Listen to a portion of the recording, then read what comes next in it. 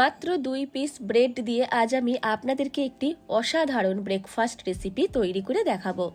আপনারা রেসিপিটা অবশ্যই শেষ অবধি দেখবেন। এখানে আমি 2 পিস স্লাইস ব্রেড নিয়ে নিয়েছি। ব্রেডকে একটা গ্রেটার নিয়ে এইভাবে গ্রেট করে নিচ্ছি। তবে আপনারা চাইলে ব্রেডকে মিক্সিতেও গ্রাইন্ড করে নিতে পারেন। ব্রেডকে গ্রেট করে নেওয়ার পর অন্য একটি পাত্রের মধ্যে নিয়ে নিচ্ছি।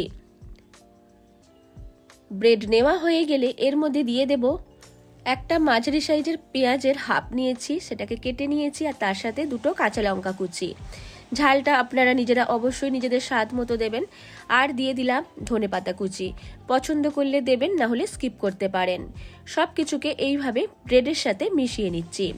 মিশিয়ে নেওয়ার পর এতে দিয়ে দিলাম পরিমাণ মতো লবণ, আর দিয়ে দিলাম 1 চিমটে লঙ্কা গুঁড়ো।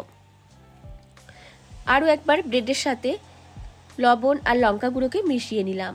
অন্য একটি পাত্রে নিয়ে নিয়েছি 2টো ডিম। 2টো ডিমকে ফেটিয়ে নেব। ডিমকে ফেটিয়ে নেওয়ার পর ব্রেডের ওপর দিয়ে দিলাম। সব কিছুকে এইবার ভালো করে মিশিয়ে নিচ্ছি। এটা একটা চটজলদি ব্রেকফাস্ট রেসিপি। হাতে সময় কম থাকলে খুব সহজেই এই রেসিপিটা মাত্র 5 মিনিটের মধ্যে তৈরি করে নিতে পারেন।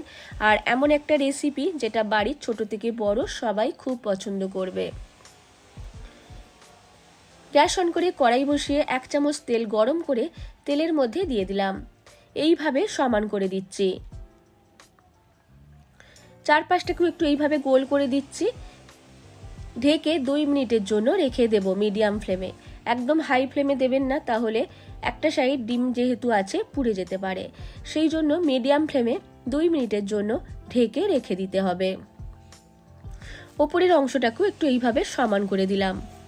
আর আপনারা যদি বাচ্চাদের জন্য রেসিপিটা তৈরি করতে পারেন, তাহলে একেবারে পুরোপুরি লঙ্কা ছাড়াও রেসিপিটা তৈরি করতে পারেন।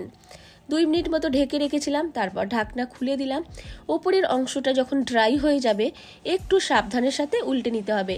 একটা চামচ দিয়ে উল্টাবেন না, তাহলে একটু অসুবিধা হবে। ঠিক এইভাবে ওপর থেকে আরও একটা চামচ দিয়ে ধরে নিয়ে উল্টে দেবেন, তাহলে খুব সহজেই উল্টানো যাবে। আরও 2 মিনিটের জন্য ঢেকে দিলাম।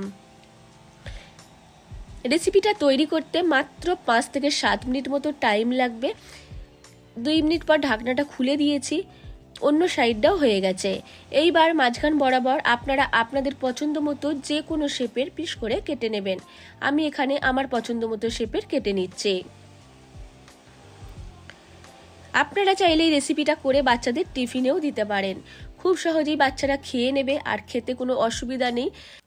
অপূর্ব স্বাদের একটি টিফিন রেসিপি। এইবার অন্য একটি প্লেটের মধ্যে সার্ভ করছি। দেখুন 2 পাশটাই ভালোভাবে ভাজা হয়ে গেছে। একবার উল্টে পাল্টে দেখিয়ে দিলাম। আর পছন্দ মতো সসের সাথে সার্ভ করবেন, তবে খেতে এতটাই সুস্বাদু হয় যে আমাদের কোনো রকম সসের প্রয়োজন হয় না।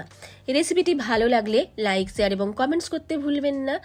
আর আমার থেকে আমার নিত্য নতুন রেসিপি পাওয়ার জন্য প্লিজ আমার চ্যানেলটিকেও সাবস্ক্রাইব করতে ভুলবেন না।